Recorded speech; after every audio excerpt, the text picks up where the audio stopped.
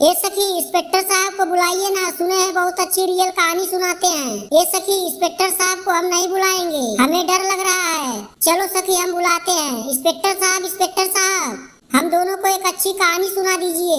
अच्छा तुम लोग कहानी सुनोगे? चलो सुनाता हूँ, लेकिन हमारे प्यारे देखने वाले दर्शक को बोल दीजिए कि चैनल को सब्सक्राइब जरूर कर लें। प्यारे दोस्तों चैनल को सब्सक्राइब कर लीजिए, क्योंकि इंस्पेक्टर साहब बहुत ही अच्छी प्रेरणादायक कहानी सुनाते हैं। मुस्कुराइए मत, चैनल को सब्सक्राइब अभी का अभी कर लीजिए। आप सुनाइए सर, हमें पूरा विश्वास है हमारे प्यारे दर्शक चैनल को सब्सक्राइब जरूर कर लेंगे। ये कहानी है एक शहर की, जहां अभी अभी एक नए डीएम साहब की नियुक्ति होती है और वो अपनी ड्यूटी को ईमानदारी के साथ करने में जुट जाते हैं और अपना फर्ज निभाने में लगे हुए थे। डीएम साहब के पिता भी एक पुलिस इंस्पेक्टर थे, वो भी एक ईमानदार पुलिस वाले थे। उन्होंने अपने बेटे को पढ़ाई लिखाई के साथ साथ अच्छे संस्कार और ईमानदारी का पाठ भी पढ़ाया था।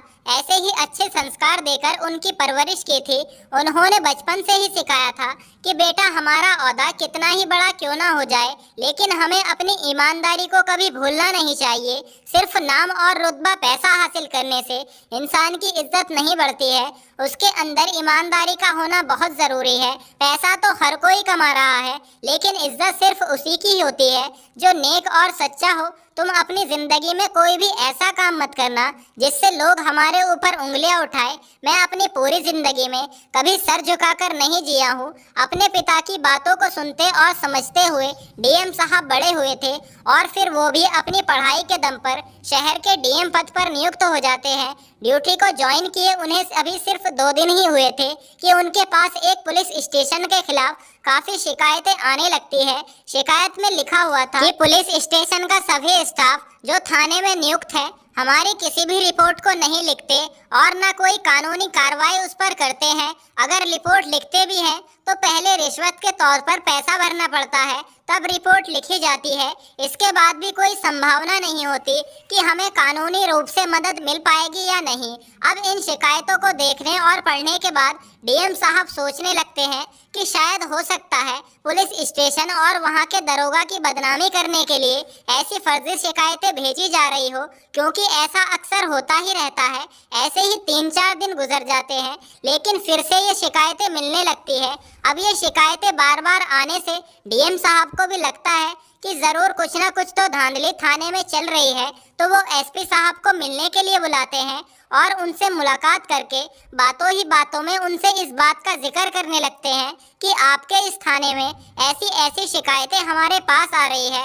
तो एसपी साहब भी कहते हैं कि हाँ हो सकता है, पिछले कई दिनों से मुझे भी ये शिकायतें मिली है, लेकिन मैंने यही सोचकर इग्नोर कर दिया था कि हो सकता है कि हमारे डिपार्टमेंट को बदनाम करने की कोई साजिश हो। लेकिन अब आप भी यही शिकायतें अपने पास बता रहे हैं, तो हमें इस मामले को गंभीरता से देखना चाहिए। इसके बाद डीएम और एसपी साहब इस मामले की जांच करने का फैसला कर लेते हैं, लेकिन जांच पड़ताल करने से पहले वो सोचते हैं कि अगर हम ऐसे ही थाने में जाकर सीधा एक्शन लेंगे तो शायद उन्हें इस बात की खबर मिल जाए और वो हमारे सामने ऐसा कोई काम ही ना करे। तो वो दोनों एक प्लान बनाते हैं कि हम एक ऑपरेशन जारी करते हैं, जिसके तहत हम अपना भेष बदलकर थाने में रिपोर्ट लिखवाने जाएंगे। ऐसा करने से हमें सारी सच्चाइयों का पता भी चल जाएगा कि थानेदार हमारे साथ क्या बर्ताव करता है, वो हमारी रिपोर्ट लिखते हैं या हमसे रिश्वत की मांग करते हैं। अब दोस्तों जो पुलिस स्टेशन होता है वहाँ का माहौल बहुत ज्यादा खराब हो रखा था। आम आदमी जब उस पुलिस स्टेशन में अपनी कोई रिपोर्ट दर्ज कराने के लिए आते थे तो दरोगा साहब उनके साथ बहुत ही रुबाब के साथ पेश आते थे। न उनकी शिकायतों को अच्छे से लिखा जाता था, सिर्फ पैसे ले देकर उनकी शिकायतों पर काम किया जाता था। रिपोर्ट लिखे जाने के बाद भी उन पर कोई एक्शन नहीं लिया जाता था। कई दिनों तक आम आदमी पुलिस स्टेशन के चक्कर ही काटता रहता, लेकिन उन्हें ऐसे ही टाल मटोल करके वापस भेज देते थे। दरोगा साहब अपनी शर्ट के 2-3 बटन खोलकर कुर्सी पर बैठकर टेबल पर ऐसे पैर रखकर बैठते थे कि मानो कोई इंस्पेक्टर नहीं बल्कि गली का कोई गुंडा हो। वो दरोगा साहब अपने सामने किसी की नहीं सुनते थे और कुछ इसी तरह से उस थाने का कार्यक्रम चल रहा था। इसके बाद डीएम और एसपी साहब भेष बदलकर अपने सिर पर एक पुराना गमछा बांधते हैं और शर्ट के नीचे एक लुंगी लपेटकर शर्ट में एक लाइव कैमरा भी सेट कर लेते हैं। उन्होंने पूरी तरह से अपना हुलिया बदल लिया था, जिससे कि वो दोनों किसी की पहचान में ना आ जाए कि ये डीएम और एसपी साहब है। वो अपनी गाड़ियों को शहर के बाहर रुकवाकर वहां से एक रिक्शा करके पुलिस स्टेशन पहुंचते हैं। तो जैसे ही थाने के अंदर जाने के लिए घुसते हैं तो बाहर दरवाजे पर खड़ा कांस्टेबल उन्हें बाहर ही रोकते हुए कहता है कि अरे रुको दोनों, यहाँ कहाँ घुसे चले जा रहे हो, कहाँ जाना है, तुम्हें क्या काम है, पहले मुझे बताओ। तो डीएम साहब कहते हैं कि हमें रिपोर्ट दर्ज करानी है, इसलिए अंदर जा रहे थे। तो वो कांस्टेबल उनसे कहता है कि तुम यहाँ ऐसे डायरेक्ट अंदर नहीं जा सकते हो, क्या तुम लोग यहाँ पहली बार आए हो? प्यारे दोस्तों, चैनल को सब्सक्राइब कर लीजिए। जो तुम्हें मालूम नहीं कि थाने के अंदर कैसे जाया जाता है। डीएम साहब उसकी ये बात सुनकर सोच में पड़ जाते हैं कि ये कांस्टेबल भी यहाँ बाहर ही लोगों को रोक रहा है, तो अंदर क्या हाल कर रखा होगा। तो फिर एसपी साहब डीएम साहब को एक साइड लेकर जाते हैं और कहते हैं कि सर अभी एक्शन लेने का टाइम नहीं है, ये भी पैसे ही मांग रहा है, आपको इसे पैसे दे देने चाहिए और चलकर देखते हैं अंदर ये लोग हमारे साथ क्या क्या खेल खेलते हैं। अब इस बात को सुनकर डीएम साहब को गुस्सा तो बहुत आता है, लेकिन वो अपने गुस्से को कंट्रोल करते हैं क्योंकि वो एक ऑपरेशन के तौर पर ही काम कर रहे थे। फिर वो अपनी शर्ट की जेब से 100 रुपए का नोट निकालकर कांस्टेबल को दे देते हैं। तो 100 रुपए कांस्टेबल जेब में रखने के बाद उनसे कहता है कि तुमने मुझे कोई भिखारी समझ रखा है क्या, जो 100 रुपए दे रहे हो, और पैसे निकालो अपनी जेब से। तो डीएम साहब गुस्से में लाल हो जाते हैं, लेकिन एसपी साहब उनके कंधे पर हाथ रखते हैं और फिर अपनी जेब से एक और 100 का नोट निकालकर उस कांस्टेबल को देते हुए बोलते हैं कि साहब हम गरीब लोग हैं, इससे ज़्यादा हमारे पास और पैसे नहीं हैं। अगर आज हमारी रिपोर्ट ना लिखी गई तो हमारा बहुत बड़ा नुकसान हो जाएगा।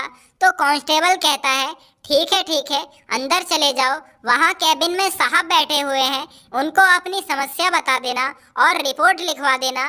तो डीएम और एसपी साहब एक दूसरे का मुंह देखते हैं, फिर वहाँ से सीधा कैबिन के अंदर चले जाते हैं जहाँ दरोगा साहब बैठे हुए थे।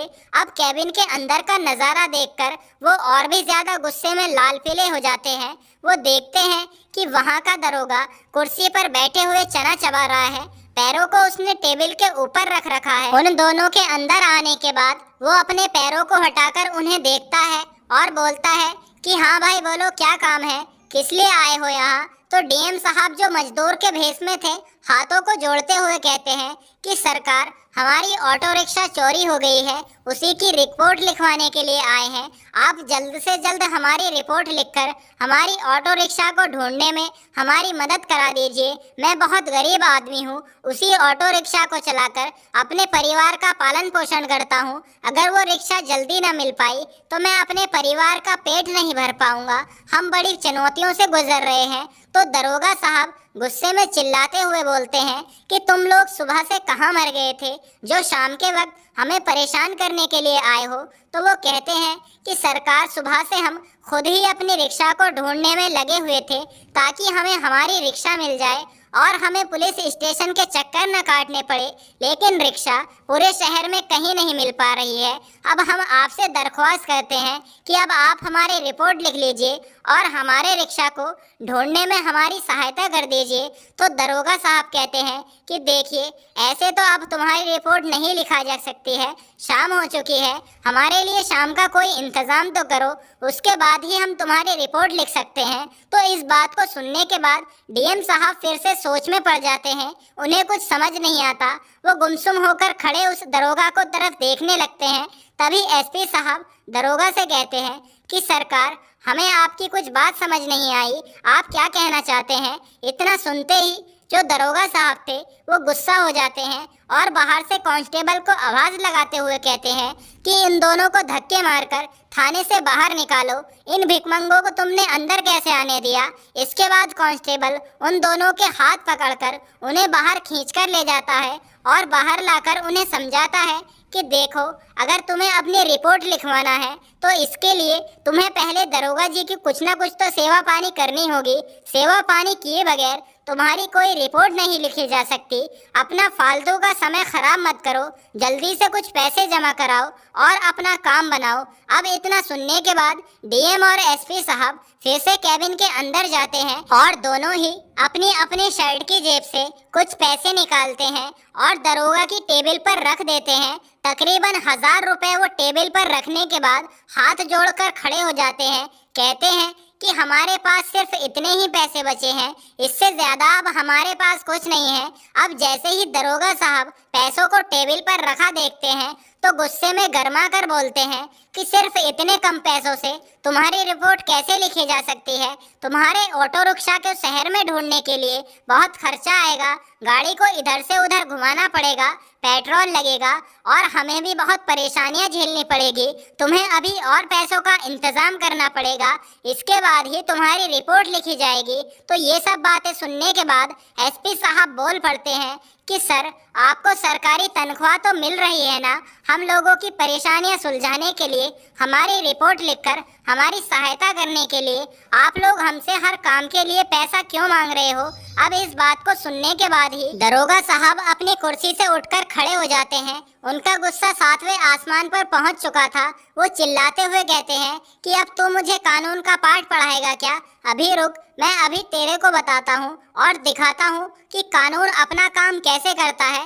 तभी बाहर से तेज सायरन की आवाज पूरे पुलिस स्टेशन में गूंजने लगती है और 2 सरकारी गाड़ियां पुलिस स्टेशन के बाहर आकर रुकती है। अब जैसे ही दरोगा अपना डंडा लेकर एसपी साहब के पास पहुंचता है तो तुरंत जो गाड़ियां आई थी उसमें से डीएम साहब की टीम निकलकर थाने के चारों तरफ से घेर लेती है। कुछ लोग थाने के अंदर आ जाते हैं तो वो लोग अंदर आकर दरोगा को बताते हैं कि खबरदार, एक कदम और आगे बढ़ाने से पहले ये जान लो, जो तुम्हारे सामने शख्स खड़ा है वो यहाँ के एसपी साहब है और जो दूसरे वाले हैं वो डीएम साहब है। तुमने आज जो कुछ भी इनके साथ यहाँ बर्ताव किया है उस सभी का वीडियो रिकॉर्ड हो चुकी है और वो लाइव हेडक्वार्टर में देखी जा रही है। अब ये बात सुनते ही दरोगा साहब के पसीने छूट जाते हैं। वो पैरों के बल जमीन पर बैठ जाते हैं और अपने हाथ जोड़कर उनके सामने गिड़गिड़ाना शुरू कर देते हैं। इसके बाद एसपी साहब दरोगा को धमकाते हैं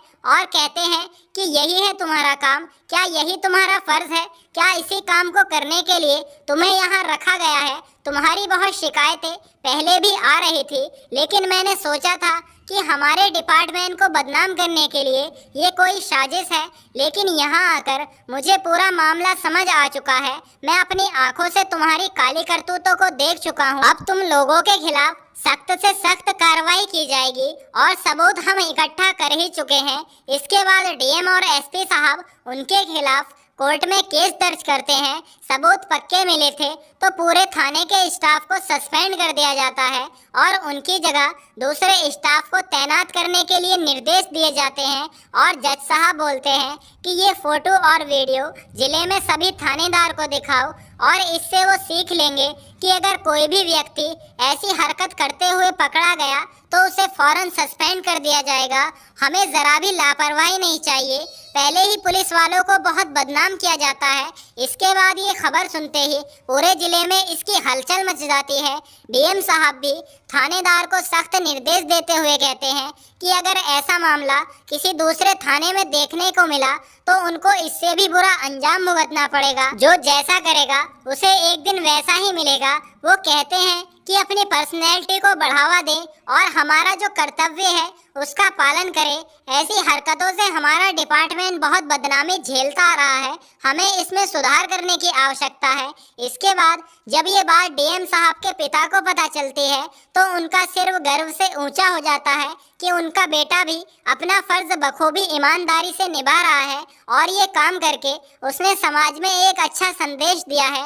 इस संदेश से सभी अधिकारियों को ईमानदारी की सीख लेनी चाहिए। डीएम साहब के पिता अपने बेटे की ईमानदारी पर बहुत गर्व महसूस कर रहे थे और वो जब भी डीएम साहब को देखते हैं तो उनका सीना गर्व से चौड़ा हो जाता था कि उन्होंने एक ईमानदार बेटे की तरह उनकी परवरिश की है। तो दोस्तों, ये थी आज की कहानी जिसमें डीएम साहब के पिता ने उन्हें हमेशा ईमानदारी पर कायम रहने की सीख दी और उन्होंने भी आगे चलकर ईमानदारी की मिसाल को कायम कर दिया, लोगों की सेवा में लगे रहे और एसपी साहब के साथ मिलकर ऑपरेशन जारी रखा, शहर से रिश्वतखोरी को आज़ादी दिलाई।